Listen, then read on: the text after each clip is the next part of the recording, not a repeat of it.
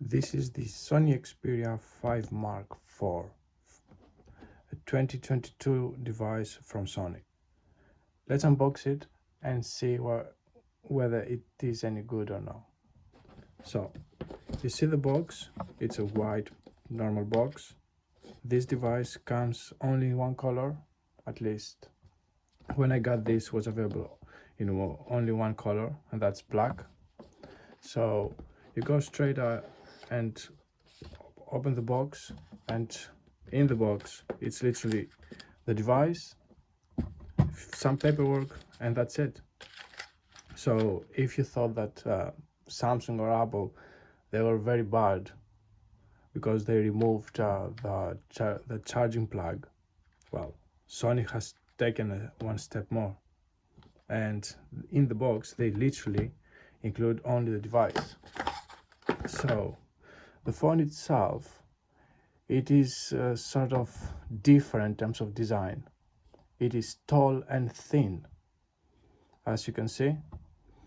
In terms of peripherals and what's going on around the phone itself, we've got on the right hand side the volume up and volume down rockers, a power button which is actually a fingerprint as well, so it's like I can easily unlock the phone by tapping the home button, the power button. It's quite fast. On the bottom we've got the USB-C port, and next to it is the SIM tray, which you can easily pop out by removing it with your nail. And look at that, has one side for the SIM, the other one you can either put a second SIM or a micro SD card, which is very good to see that in new devices. So this particular model is a 128 gigs unit with 8 gigs of RAM with the Snapdragon 8 Gen 1, and it has expandable storage.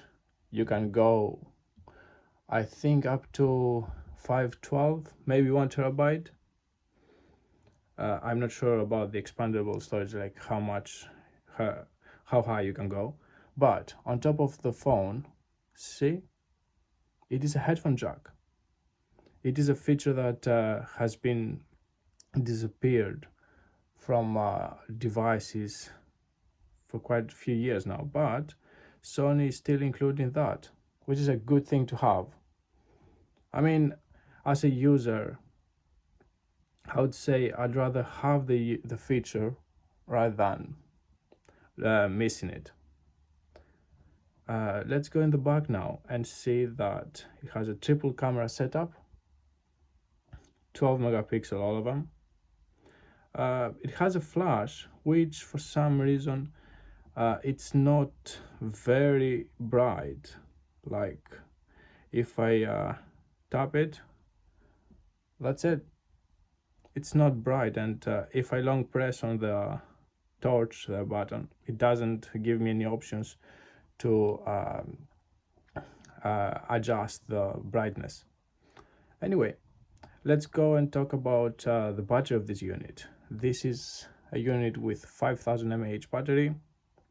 It supports fast charging, 0 to 50% in 30 minutes. Sony claims that. It supports wireless charging and reverse wireless charging as well.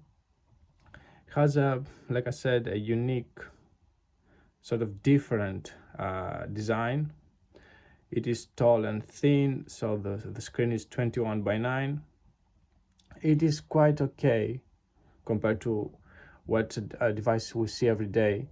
To hold it in hand, like I can easily hold it in hand, and when you actually watch content in landscape mode, it is alright. But if you think that this one will go ahead and do everything in one go, at least in my experience, so far it's not the best.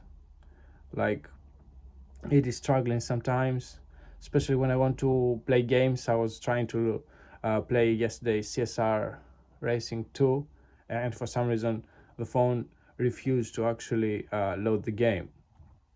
But that might be just one case, right? And lastly, one thing, guys, if you know, why on earth they have actually put the NFC logo up here? Like, I don't get it. You've got the Sony logo down there, and they've put the NFC logo up there. What on earth? But yeah, overall, it's a good device, as I guess, for the price of it. It's like 680 something pounds, I guess. I'm not sure about other currencies. It came with Android 12. I did an update to Android 13. Unfortunately, Sony does not offer too many software updates. I think it's 2 years plus 1 or 2 more years of security patches, but all right. And before we close this video, let's have a look on the camera. This is the camera, 12 megapixel. Let's have a shoot of it, and this is the result. It is quite okay, I guess, but again, if you have been using an iPhone or Samsung, do not expect to have the high quality pictures like Samsung or iPhones do provide. In terms of zoom, it goes as low as 0.7, and it can zoom up to 7.5, which, let's say I'll shoot this one at 7.5, and yep, it's not good. Look at that, crazy blurry. I would say no. But overall, as a device, it is alright. Let's say we'll give it a pass. The 5000 mAh battery will have you up and running all day, or if you're let's say a moderate user, you don't use your phone too much. But yeah, that's it. I mean, personally, I would say that I like the fact that I can hold the phone with my hand, one hand. That's it. Where when I used to use an iPhone 13 Pro Max, it was quite big, and when I had the Samsung S22 Ultra, the same thing.